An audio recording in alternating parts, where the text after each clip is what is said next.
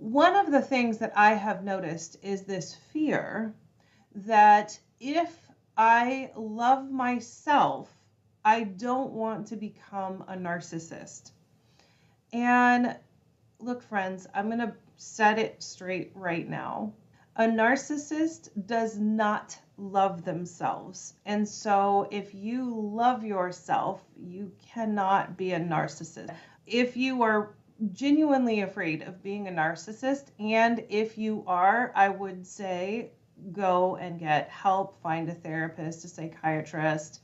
A narcissist has this really grand self-importance. They really want to appear to the people around them, to society, to people at work, to their friends, that they are this grand person, this very important person. They focus on a lot on what society thinks of them and how society views on them. They can explore superficial relationships, right? They want to appear to have this very deep, loving relationship. They want to appear like they are the grand couple.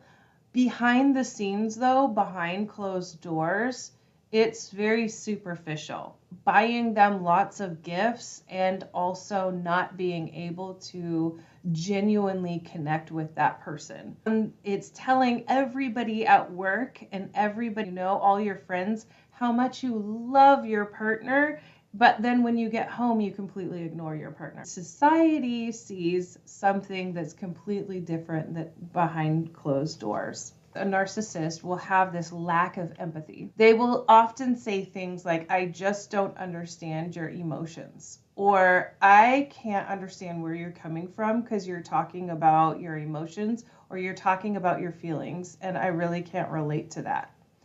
A narcissist has a very fragile sense of self. So if they're questioned or they feel like they look bad, they will either shy away or they'll go for blood. A narcissist also has attachment issues and dependency issues.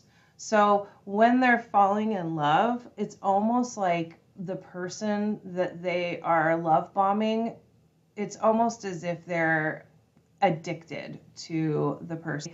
They are very attached to the person, right? And if they feel like they're not getting enough compliments or they're not getting their self-esteem boosted, that's when they can often get bored and maybe turn their head, look another way, or they just go through a phase where they're unresponsive. Then they realize, oh wait, I really liked all of that attention, and they'll usually pop back up, and that's when they start love bombing you.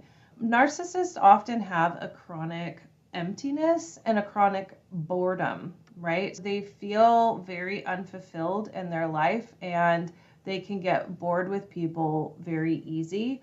They also feel like they yearn for this connection with other people and always desire that connection with other people, but they really feel very empty inside. A narcissist has a really hard time with transitions. A life transition can feel very empty. They also will be very jealous of other people's success. Even if they are successful themselves, see other people being successful, they often will want that, or they feel like they deserve that in some way, even if they haven't earned it.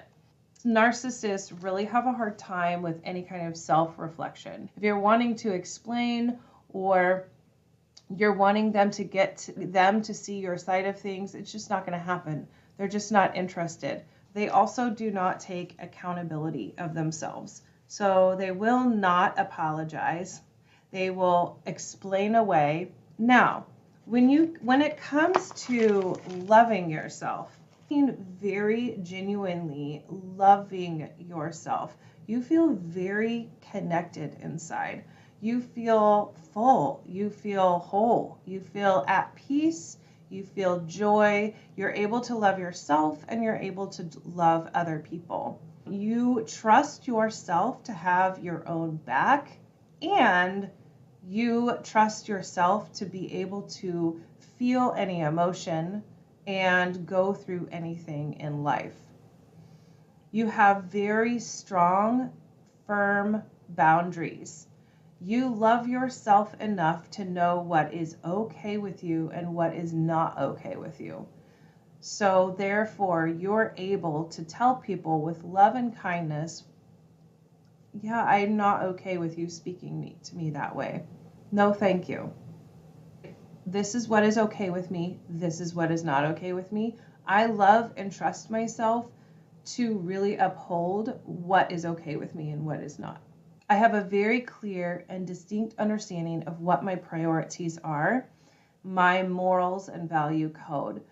And I have my top 5 that I have at the ready at all times. And so if I ever get presented with something that doesn't feel right, I will instantly go to my value code and check in there. And then that helps me make a lot of decisions. And I feel good when I am able to make decisions and feel good about my decisions. A very powerful thing that I have done is really understanding my strengths. Strengths as a neurodivergent individual. I understand my strengths and gifts that I was born with. And I think my greatest gift that I can give any one of my clients is to be unapologetically empowered, successful, and authentic. And all of these things take time and it takes practice. So I definitely say that reach out to me. Find me on theresaminnoch.com. That's TheresaMinnoch.com. Or you can find me on any one of my socials. I'm on LinkedIn. I'm on Facebook is the Neurodiverse Life Coach.